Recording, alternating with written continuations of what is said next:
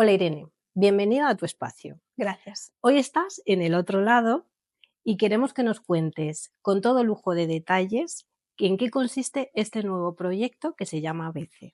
Así que si te parece, empezamos ya del tirón. Empezamos.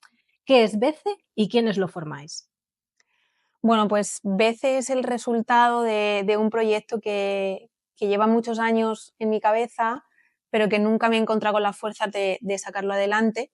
Y al final BECE es un espacio de escucha, de formación y de transformación. Es verdad que la cara visible soy yo, pero BECE somos dos. Está mi socio y mi amigo, que creo que esa es la gran suerte también de este proyecto, de poderlo compartir no solamente conmigo misma y con mi entorno, sino con alguien que me ha acompañado en todo este crecimiento personal que también he hecho. Somos amigos desde hace más de 20 años. Es cierto que yo llevo más la parte de contenidos y formación, pero él lleva todo lo de la publicidad, marketing, entonces somos un equipo. ¿Cómo y por qué nace BECE? Bueno, ¿cómo? Antes lo he dicho, ¿no? Que esto viene de muchos años. Es verdad que ahora se ha hecho visible en este 2024, pero muchos años atrás este compañero siempre me decía, ¿por qué no hacemos? ¿Por qué no haces? ¿Por qué no intentas? Y yo no encontraba el momento, pues también porque me encontraba con niños muy pequeños, con un volumen de trabajo alto y no veía que yo tuviera las fuerzas necesarias que esto necesitaba. Entonces, bueno, pues se alinearon un poco los astros y de repente en enero dijimos, es el momento. Así es como nace BECE. ¿Qué pretendes conseguir con este nuevo proyecto? Bueno, pues principalmente poder ayudar a todas las personas, al mayor número de personas posibles. Al final, en todos mis años de crecimiento personal y de terapia y de la transformación que he tenido que ir haciendo como educadora, como madre, como persona, me doy cuenta que la base de todo está en la infancia, la base de nuestros problemas, la base de nuestra felicidad, la base de nuestra personalidad, está todo en esa infancia, ¿no? En cómo nos acompañan, en cómo nos miran. Y entonces creo que es de vital importancia que las personas que acompañamos la infancia, las familias, los papás y los profes, sean conocedores de esta realidad, ¿no? Para que lo puedan hacer de la mejor manera posible, intentando construir adultos competentes y emocionalmente estables. Casi nada, un trabajo difícil. Complicado, pero yo creo que es complicado porque hay mucho desconocimiento. O sea, como madre, como padre, como familia, no sabemos lo importante que son esos 3 primeros años de vida. Los sentimos importantes como que pues hay una persona que depende de nosotros, pero no los sentimos importantes como, es que esto va a marcar en la Toda tu persona, vida. eso es. No, desde luego que no. Estás como un poco, hablo desde mi experiencia, intentando adaptarte a esta nueva vida que ha llegado a la tuya, Claro, pero no piensas en la trascendencia que va a tener que va a eso. tener. O sea, tú te ocupas de, ahora hay que cambiar la alimentación, ahora le tengo que elegir una escuela, pero no paras a pensar que todo lo que haces y la manera en la que le hablas y le miras, le estás construyendo como persona. Y eso se ve luego después. Me caes, ¿no? Es que esto es para analizarte. Sí, claro, es que cuando nos analizamos, cuando nos ponemos en terapia, nos damos cuenta que todo lo que trabajamos es de la infancia, no del momento en el que estás. Lo que pasa es que de adulto tenemos las estrategias para verbalizarlo y es cuando tomamos conciencia. Y gracias a ese trabajo que yo he hecho y también a estar en contacto con la infancia y conocer y saber a nivel metodológico, psicológico, de desarrollo, pues como yo no puedo dejar esto en balde, yo necesito transmitir a todo el mundo cómo de importante es ese acompañamiento al principio, en un primer momento en el 03 y sobre todo los docentes que luego continúan esa educación o ese acompañamiento que hacen a la par con las familias. ¿A quién va dirigido BC? Principalmente a la persona, y va a la persona a ese niño pequeñito, que aunque sea un niño es persona, a ese adolescente que está empezando a construirse como adulto y a ese adulto que ha pasado por ser niño, por ser adolescente y convertirse en adulto. Va dirigido a las familias que tienen que acompañar esos procesos y va dirigido a los educadores, a los profesores y a todo el personal que está en contacto directo con los niños y con la infancia, en edades tempranas, que es donde estamos viendo que tiene una importante relevancia luego en la vida adulta. ¿Y qué servicios ofrece BC? Bueno, pues Es verdad que es muy amplio y que puede parecer que hacemos referencia a muchas cosas, pero todas se centran en una, que es el bienestar emocional, ¿no? Dentro de los servicios están las asesorías a familias en temas de crianza, hay cursos online para familias y educadores, hay experiencias formativas para compartirlas junto en un equipo, en un grupo de mamás que están en un momento vital, y hay formación a personal que está en contacto con niños desde la parte deportiva, entrenadores, club, que también creo que es algo que es importante. Y estos servicios es presencial, entiendo, que tú puedes hacer tus cursos donde toque, y también online. Sí, hay 3 cursos que se compran en la plataforma que son online, que tú los puedes tener ahí para recurrir cuando quieras, y hay una experiencia formativa, y no me gusta llamarlo curso, me gusta llamarlo experiencia, porque lo bonito de esto no es solo que te estás formando, que evidentemente sería un curso, sino que lo estás haciendo a la vez que lo estás compartiendo con personas que están en tu mismo momento vital. Es decir, esa maternidad de repente, o estás a punto de ser madre o acabar de ser madre y te estás formando para ello, ¿no? Si tú te juntas con más gente que está en ese momento, al final la formación es una experiencia. Pues sí, importante además. Mm. ¿Cuándo y por qué tomas la decisión de dejar las aulas? Porque tú durante muchos años fuiste maestra 03 y das este cambio y decides acompañar a los adultos. Yo no quiero pensar que he dejado las aulas para siempre, o por lo menos no la de los mayores, que es en la última etapa laboral que he estado, ¿no? Yo lo que siento es que, dado mis 15 años en aula, conocer tanto el desarrollo de ese bebé, ver tantas familias que te llegan con tanta falta de información, con tan poca formación, es lo que me dice, yo tengo que hacer algo más. O sea, no me puedo quedar solamente en el aula, sino que esto lo tengo que extrapolar fuera, y yo quiero ayudar, porque si esas familias están bien formadas y bien informadas, va a repercutir en que ese niño esté bien. Entonces, es verdad que a mí ha sido una etapa maravillosa en la que me ha permitido conciliar también con mi maternidad, pero llega un momento en el que dices hasta aquí. Yo ahora quiero seguir ayudando a la infancia desde otro punto de vista, y es cuando empiezo a trabajar en las aulas de la FP, que son los futuros profesores. Y eso es algo que no quiero dejar. ¿Por qué haces tanto hincapié en la importancia de acompañar correctamente a la infancia? Bueno, por como hemos estado diciendo, ¿no? Es que como la acompañemos, vamos a construir así ese adulto. Y lo podemos construir un adulto seguro, competente, conocedor de sus emociones, o podemos construir adultos inseguros, dependientes. Y claro, cuando llega esa vida en la que tienes que tomar decisiones, en la que empiezas a establecer relaciones más importantes, pues las relaciones con tu pareja, grupos de amistades, en el trabajo, ahí es cuando nos empezamos a dar cuenta de las carencias que tenemos, ¿no? Cómo nos cuesta relacionarnos en grandes grupos, cuáles son nuestras habilidades sociales, ese poder de autonomía a la hora de tomar decisiones. Y todo esto viene porque hemos sido niños que a lo mejor no hemos tenido la oportunidad de elegir, que se nos ha dicho a qué teníamos que jugar, porque no nos han dado la oportunidad de llorar. Cuando te caes, venga, no pasa nada, no llores.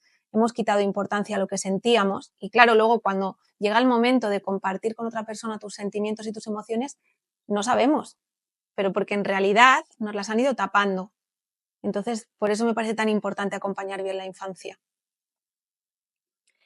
¿Qué crees que los profesionales de la educación como tú pueden encontrar en BECE que les puedan ayudar profesionalmente, aparte de todo lo que has contado?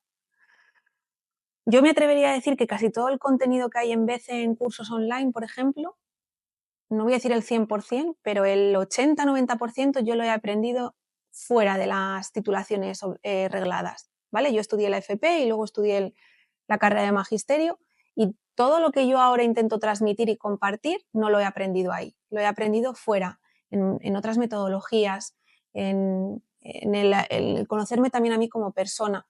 Entonces, me parece fundamental que como personal docente no nos quedemos solo con lo que nos enseñan la parte reglada, ¿no? Las instituciones, lo Ujú. curricular, porque lo realmente valioso y lo que te va a hacer diferente al resto de profesores va a ser lo que aprendas después, cómo te vayas construyendo tú, y eso está fuera.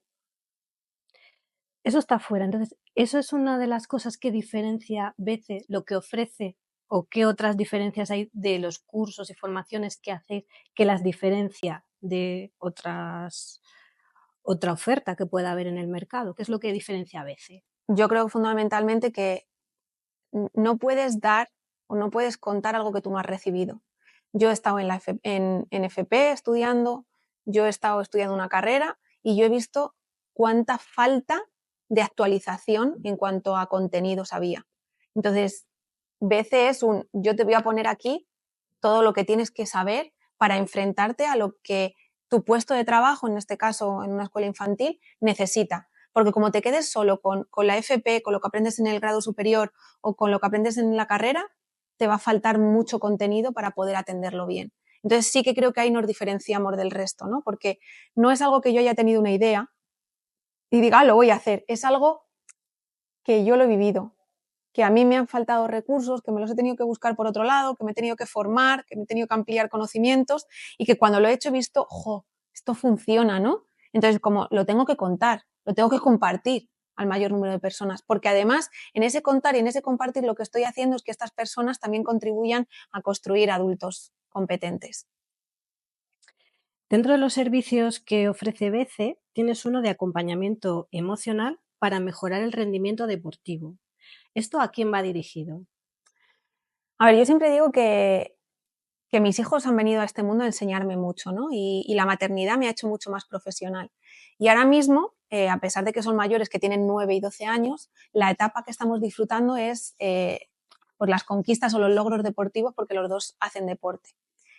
Y eso me llevó a pensar que unos niños en un deporte base, estamos hablando de estas edades, 9, 12 años, que ya no son tan pequeños, pero que sí que se siguen construyendo, están buscando su sitio en el grupo de iguales, están teniendo sus primeras experiencias de éxito o de fracaso a nivel curricular.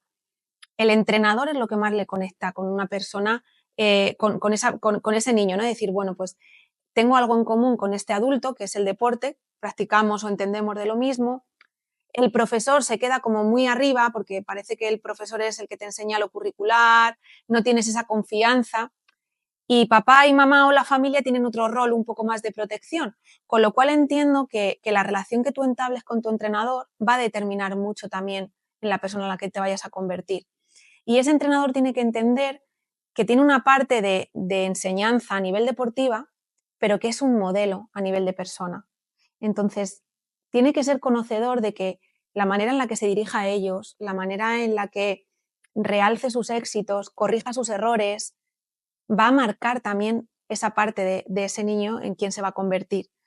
Entonces, creo que el entrenador no siempre se tiene que quedar solamente con la parte deportiva, de decir, yo ya me he formado y tengo el título de entrenador, sino que tiene que conocer que estos niños todavía son muy inseguros, que si tú le dices las cosas de una determinada manera puede condicionar a que piense que no es bueno en eso, que no es tan importante solamente conseguir la victoria, sino el camino que te lleva a conseguirlo. Y estas cosas en un título de entrenador no te las dicen. Pero esto que estás contando también se puede aplicar a los padres, porque muchas veces la actitud de los padres a la hora de ver un partido o un entrenamiento hacen también Claro, barbaridades. pero si tú has sido un padre consecuente y te has formado antes, dentro de la formación que yo doy, de esta experiencia formativa, hablamos de las necesidades emocionales, de cómo viven los niños la emoción. Si tú ahí ya has aprendido que cómo tienes que acompañar, cómo tienes que validar, qué cosas tienes que hacer y qué no, sabrás ser un padre viendo a tu hijo jugar a un deporte sin que eso también le condicione y le modifique. Pero sí, totalmente extrapolable. O sea, es que creo que nos hace falta tanta formación en ese sentido. Pero yo ahora lo veo con mis hijos. Para mí, mis hijos, su mayor ídolo ahora mismo es su entrenador. Entonces, claro, yo sé que si mi hija tiene algún problema, cuando te digo problema, lo típico, has discutido en clase, problema de amigas, posiblemente la persona a la que primero vaya sea su entrenadora, ¿no? Porque son gente joven, tienen cosas en común, saben ver un poquito más allá. Pero claro, esa entrenadora tiene que estar preparada para recoger eso que le está contando y para no solo centrarse en los resultados deportivos, sino pensar que tú vas a poner un poquito de ti en esa persona o en ese deportista que se está construyendo, porque un deportista no deja de ser persona. Tú como madre, ¿qué hubieras utilizado de BC? Yo la experiencia formativa, sin duda. Y de eso nace esa experiencia, de que yo me convierto en madre joven porque quise, que me acuerdo la primera ecografía que me dijeron que ha sido un sustito y yo la miré y dije, no, no ha sido ningún sustito, estoy casada y ha sido muy buscada, tenía 23 años, pero mis amigas están empezando a tener hijos ahora. Yo no tuve una red para poder compartir, para poder hablar. Yo sí, mi madre me contaba, mi suegra, pero me contaban lo que ellas vivieron en su época y en su momento. Para nada era mi momento, mi época, mi crianza. Entonces, yo eché mucho de menos un grupo para poder hablar, para poder compartir. Y eso que, fíjate, yo había estudiado educación y aún así sentí que me han faltado muchos recursos. Con lo cual pienso que es un regalo que te tienes que hacer a ti como madre y es el mejor regalo y el primero que le tienes que hacer a tu hijo. Tu formación y el estar bien, porque los niños no necesitan padres y madres perfectas, necesitan padres y madres felices. Y la felicidad te la da cuando tú controlas el momento en el que estás. Y cuando damos a luz, en ese posparto somos muy vulnerables y no controlamos nada. Ni nuestras emociones, ni lo que está pasando, ni el miedo, ni la responsabilidad que adquirimos de golpe y porrazo. O sea, tú sales de tu casa siendo 2 y de repente vuelves de tu casa con un bebé que depende 24/7 de ti. Y eso es insostenible. Y no hay espacios que acojan esto. Hay, bueno, sí hay espacios que los desayunos con la matrona o encuentros de Sí, lactancia, pero poco más. pero además se centran en cosas como muy, muy cerradas. Aquí hablamos de la lactancia, aquí hablamos del colecho, pero es que yo no quiero centrarme en la lactancia y en el colecho, yo quiero contarte cómo es el desarrollo evolutivo de tu niño, cómo puedes acompañar su juego, cómo lo puedes favorecer, qué cosas le van a venir bien y qué cosas no le van a venir bien. Y yo lo eché mucho de menos y tenía recursos, pues pienso en toda esta gente que no tiene por qué saber conceptos ni nada de educación, porque sean arquitectos, peluqueros o ingenieros, cómo no pueden estar preparados para esto. O sea, hoy en día, cuando tú vas a un trabajo, te forman teórica y prácticamente. Y ser madre, que no deja de ser un trabajo, nadie te forma. Aprendes, ahí te dejé. Ay, Puedes leer libros, que sí, hay muchos libros, pero si tú estás leyendo y te surge una duda, ¿a quién la preguntas? ¿Con quién la compartes? con las amigas que tengan experiencias Y similares, si las tampoco tienes. porque no sabes si se está leyendo ese libro, cuando la vas a ver a lo mejor ya no te acuerdas de lo que habías leído. Entonces, bueno, el libro está bien para como cultura, como ampliar información, pero yo creo que antes de leer libros y de decidir qué tipo de crianza vas a llevar, necesitas conocer cuál es el desarrollo de un bebé. Como madre te quedas con la experiencia formativa, pero como profesional, ¿con qué te quedas de BC? También, o sea, como he dicho antes, los cursos que doy son el resultado de toda mi formación extracurricular de 15 años. O sea, fíjate que yo vengo de un grado superior, de una carrera de 4 años, de un máster, de uno no, de 3 máster, y aún así los cursos no cuentan nada de eso. Cuentan otras metodologías y pedagogías de otros sitios, de Pamplona, que nos dan mil vueltas, Barcelona, Reggio Emilia. Entonces, es importante que seamos responsables cuando elegimos la tarea de educar como profesión, que tengamos claro que nos tenemos que reciclar y que un profe no deja de aprender nunca. La sociedad ha avanzado mucho en diferentes niveles. ¿Tú crees que ha avanzado igual en el acompañamiento de emociones y en la gestión de esas emociones? Creo que va muy lento, mucho más lento de lo que puede ir la tecnología, por ejemplo. Es cierto que estoy contenta porque ahora ya se habla de la importancia de ese acompañamiento emocional, pero solo se habla, solo se dice. Todavía no hay sitios, no hay espacios, no hay formación para saber cómo hay que hacer eso, porque nosotros, nuestra generación, no nos han educado emocionalmente. Eso todavía no estaba ni presente. Nosotros sí que estamos intentando hacer ese esfuerzo, y digo esfuerzo porque es a base de buscar, de indagar, porque no hay ningún sitio que te diga esto es importante, hazlo de esta manera. Por ahora lo único que se está haciendo es ya ponemos en valor o lo ponemos en palabra, la educación emocional es importante. Nos hemos quedado ahí. Vale, vamos a darle continuidad. Eso es lo que hace BC. Dar un pasito Un más. pasito más. ¿Cómo hacemos ese acompañamiento? ¿Por qué es importante? Vamos a atender las emociones, vamos a validarlas, vamos a ponerle nombre. En tus podcasts, que hay muchos y los recomendamos todos, Hablas mucho también, no solo de la maternidad, sino también de la paternidad. ¿Crees que se está tomando conciencia y dando mayor importancia al papel de la paternidad? Sí, además yo creo que ahora hay muchos padres que quieren participar mucho más y se quieren involucrar mucho más. Lo que pasa es que todavía les da miedo verbalizarlo, ¿no? Me parece que el que se atreve a salir un poquito y decir, oye, pues yo quiero, es como, uy, ¿y tú? ¿Tú? Si tú eres el padre, si tú tienes que llevar el dinero a casa. Entonces creo que todavía hay mucho miedo y mucha timidez a que te juzguen también, ¿no? O que te cuestionen, pero yo lo veo en las escuelas, ¿no? Que cada vez más los padres están más dentro. Por eso para mí es tan importante darles voz. Ayer me comentaba una amiga que su pareja van a ser papás ahora y su pareja salía indignado porque cuando van a consulta siempre le preguntan a ella que cómo está y no a él, ¿no? Y claro, ella decía, jope, pues es que la embarazada soy yo. Y dice, ya, pero yo soy el padre. No tengo al niño dentro, pero yo también me estoy preparando para este proceso. ¿Por qué nadie me está preguntando cómo estoy? Y me parece que es algo que hay que visibilizar mucho más. El último podcast que grabamos hablábamos de cómo cambia la pareja cuando llega un niño y se ponía en valor el que mi marido decía, yo lo he pasado mal, pero si te estoy viendo a ti mal, ¿cómo te voy a decir estoy mal? Porque parece que es que su figura es la de sostener. Y yo creo que ellos tienen que tener espacio también para decir, yo he tenido dudas, yo he tenido miedo, pero siempre la figura del hombre es, no llores, tú puedes con Es el todo. fuerte, claro. Claro, entonces Sí. yo creo que hay que quitar ese estigma y hay que darles su sitio para que también verbalicen que la maternidad y la paternidad les cambian, que sí que quieren ser mucho más partícipes en el momento de criar, pero todavía creo que están buscando su sitio.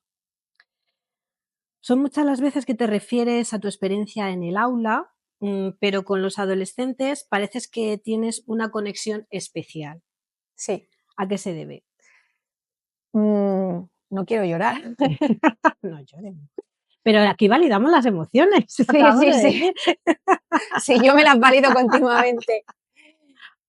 Para mí ha sido súper bonito reencontrarme con ellos, porque además en el momento en el que yo me pongo en un aula de FP, coincide por años que serían los años que tendrían los primeros niños que yo empecé a cuidar, ¿vale?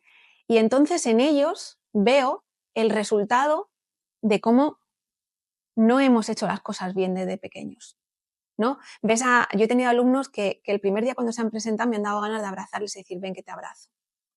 He tenido alumnos que han dudado muchísimo de si eran buenos o capaces, porque venían de un sistema educativo donde les han dicho, tú para esto no vales, tú por aquí no, es que esto se te da mal, y sin embargo tenían un talento brutal para otras cosas.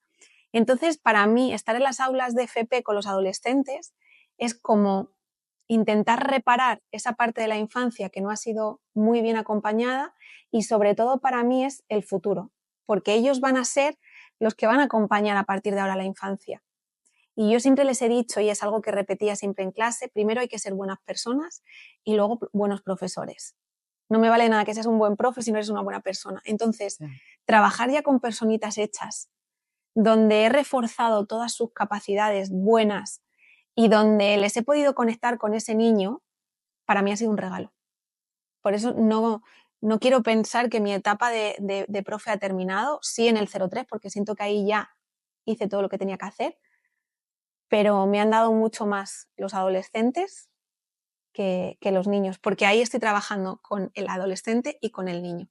Y con el futuro profe. Y con el futuro profe. Claro. Tú hablas del respeto a la infancia, de las nuevas metodologías, pero ¿siempre has sido respetuosa con esa infancia y has secundado esas metodologías? No, porque el principal problema radica en que los contenidos que estudiamos están desactualizados. Entonces yo salí de la carrera y dije, esto es lo que hay que hacer. Y cuando llegué a un aula dije, pero ¿cómo voy a hacer esto? Si es que aquí cada niño es de su padre y de su madre, tienen necesidades, intereses diferentes. Esto no vale, esto que me han contado en la carrera no tiene nada que ver. Entonces ahí está donde tuve que desaprender tantísimo y volver a aprender para adaptarme a lo que realmente necesitaban. Pero no, y como madre también he hecho muchas cosas mal. Por eso esa ansia de querer compartir todo este camino para que no tengan esa sensación que he tenido yo a veces, ¿no? Decir, jope, es que esto, si hubiera sabido antes, no lo hubiera hecho así. porque no hay un libro donde nos cuenten. No hay tanto. Aprendemos a base de errores. de errores, Y sí. en algunos aprendizajes están bien, pero cuando se trata de tu hijo y de formar esa persona, hay que cometer los menos errores posibles. Bueno, ¿qué temas te gustaría tratar en tus próximos podcasts? Pues me gustaría que los testimonios de estos adultos que están un poco con heridas se hicieran mucho más visibles, porque yo creo que el mejor ejemplo es casos reales, ¿no? Tuvimos a David, que nos contaba cómo ha tenido muchos problemas en la vida adulta por cómo se acompañó en su vida pequeño, cuando fue pequeño. Ahí tengo una chica que quiero hacer un podcast con ella de cómo vivió la separación de sus padres, ahora desde la parte adulta. Entonces yo creo que si consigo mostrar que efectivamente todos estos adultos que hablan, lo que traen, lo traen de la infancia, poco a poco vamos a ir interiorizando mucho más que efectivamente donde hay que poner el foco es en la infancia. Entonces sí que me gustaría que los podcasts se centraran en eso, ¿no? En ver pues cómo lo que nos pasó nos hace ser quien somos y también alguna parte muy importante, cómo la terapia y el autoconocimiento a uno mismo nos ayuda a reparar esa parte, que no quiere decir que nos quedemos rotos para el resto de la vida. ¿Hasta dónde quieres llegar con Bece? Pues yo no me quiero poner límites. Haces bien. No, o sea, estoy en un sí a todo. Tampoco quiero perder el norte, quiero disfrutarlo. A mí Bece me está enseñando también mucho. Esto lo he hablado mucho con mis alumnos, ¿no? Que el verdadero profesor es aquel que está dispuesto a enseñar y aprender a la vez. Y a pesar de que Bece es un espacio formativo principalmente para el resto de personas, también es un espacio formativo para mí. Yo también estoy aprendiendo. Yo he sido una persona muy impulsiva, me gusta mucho la inmediatez, cuando quiero algo lo quiero ya. Y a mí Bece me está enseñando a tener calma y a confiar en los procesos. Es la primera vez que estoy haciendo algo que va a ritmo diferente de lo que a mí me gustaría. Entonces, estoy aprendiendo a disfrutar de las pequeñas cosas a la vez que me recuerdo que no quiero perder el norte. No quiero que se me olvide nunca que el principal objetivo es ayudar y aportar luz a la persona, de ahí el logo de Bece, que es un faro, y que el principal objetivo cada día que me levante sea el que quien se acerca a mí se vaya un poquito mejor. Pues muchas gracias, Irene. Yo creo que todos nos vamos a ir un poquito mejor. Muchas gracias a ti, Raquel. Así que te veremos y seguiremos oyéndote, viéndote y deseando que se cumplan todos estos sueños. Gracias. A ti.